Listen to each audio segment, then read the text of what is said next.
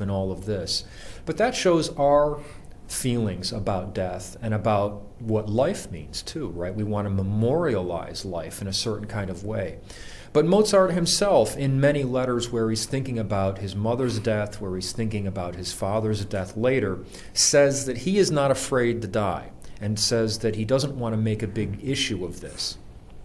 Now, it turns out that, like all of us, I suppose, when he actually faced death, he was pretty afraid and wasn't really into it, right? I mean, that's not surprising. But he was doing the best he could during his life to get right and to put himself in a position where he felt reconciled with his sense of religion and of the afterlife and so on and so forth. He did really make an effort to do that. And he expressed at many points that it wasn't his wish to have a huge processional, a huge, fuss. It just wasn't consistent with the way he saw his life and his goals. So we want to keep that in mind as we move forward. All right. I want to start with the story of his illness. And then we're going to filter back from that to the story of the Requiem Mass, which is also just a really, really remarkable story. Maynard Solomon starts describing his final sickness on page 491.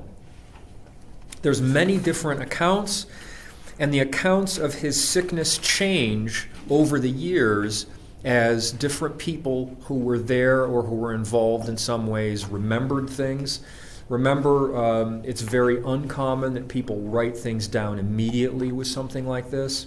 And you yourself, if you think back to an event that happened 15 years ago, how much of that have you started to fictionalize? You start to remember things that maybe somebody told you and maybe it wasn't exactly what you saw, but it's kind of consistent with your memory, and that stuff changes over time, especially when the person that you were with suddenly becomes a celebrity in death. Not in life, but in death, they become really, really, really famous. And so suddenly people are talking to you about somebody that was to you just a very ordinary person in your life, someone you may have loved or were related to. But now, after they've been dead for 20 years, everybody's contacting you and writing you and what happened and you also don't want to cast this person in a negative light, do you? I mean, oftentimes when someone is sick or if you've cared for someone who's died, pretty primal things happen, and you want to kind of protect their privacy and not give out every single ugly thing that happened, because it's not really something that you want to preserve, right? I see this a lot in diary writing when people are dealing with death. They know that the diary is permanent, that they're going to be looking at it in the future, and they don't want to record the things that are most disturbing and ugly and bitter, right? And so think about that too as we proceed, because it's a very important part of this. Now, Mozart's final illness, says Maynard Solomon on page 491, set in on the 20th of November and lasted for 15 days, during which he was bedridden and in great pain.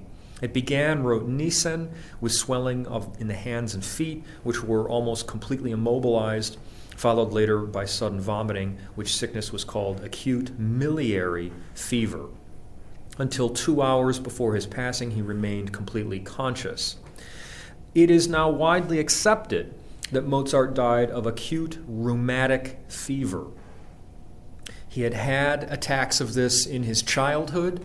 Remember, the vast amount of traveling he did was largely in open air, and he was traveling through unsanitary conditions.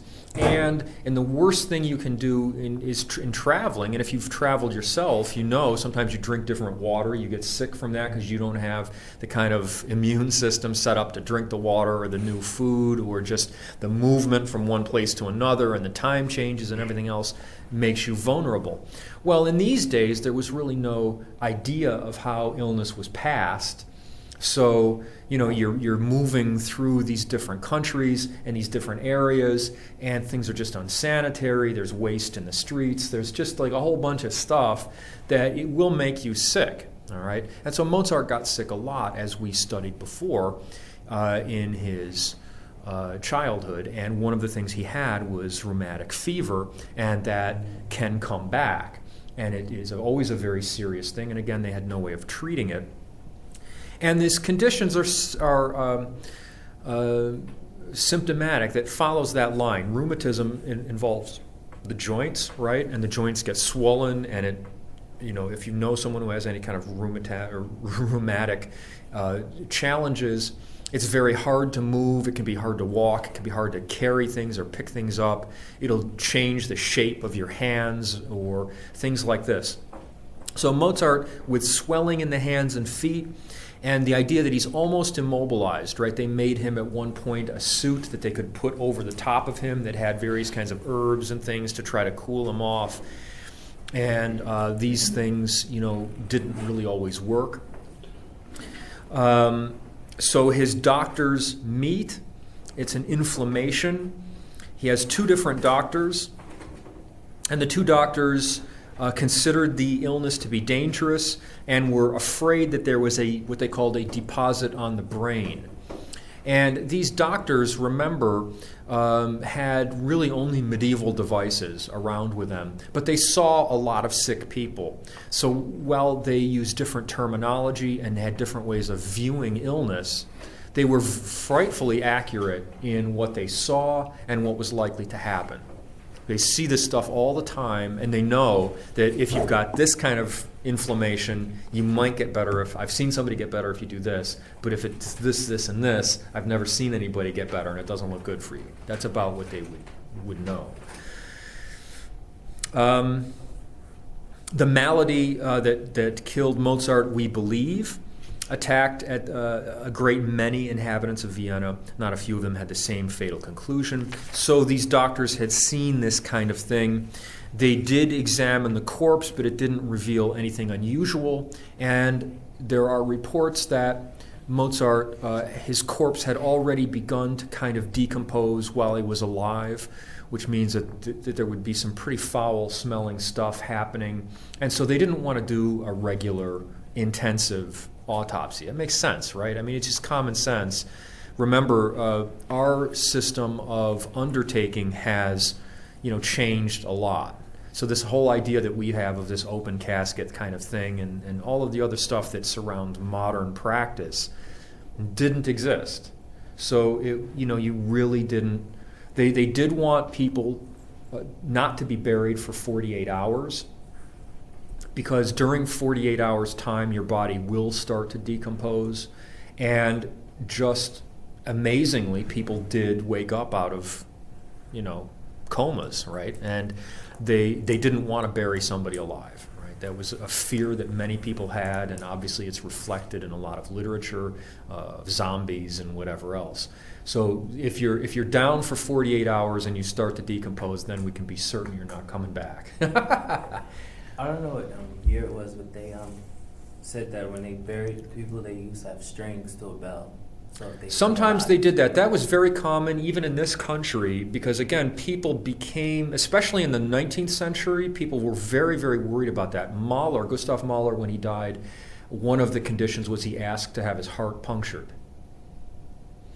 People were at the time very afraid of being buried alive and of waking up and being trapped, and it's a kind of claustrophobia. It's a real fear, and again, part of it was that in that day and age, what they knew death to be is different than what we know it is now. Now we know that someone can have no pulse and can come back in various kinds of ways, and we now have a different definition of what death means, right? So now we can be pretty sure if they say you're done, you're probably done. But in those days, really, it could be that you came back, and there were all kinds of stories about this. So I remember reading what this gentleman just said relative to the bell. Yeah. That's where the term the graveyard shift came from. The caretaker in the cemetery, the graveyard, would be there all night. Just to hear, to listen. If you heard a bell ring, he'd come digging you up. And that's something. Well, and I mean, I don't think it was foolish either because, again, they just didn't know. I mean, they know about comas, and if you're in a coma, you're going to look dead. and to all evidence, you'll seem like you're dead. So this is what I'm getting at. A lot of stuff has changed, and what we have to do to understand Mozart is to go back to a different time and try to understand what they were doing. My point is also this. You saw Amadeus. In Amadeus, the story is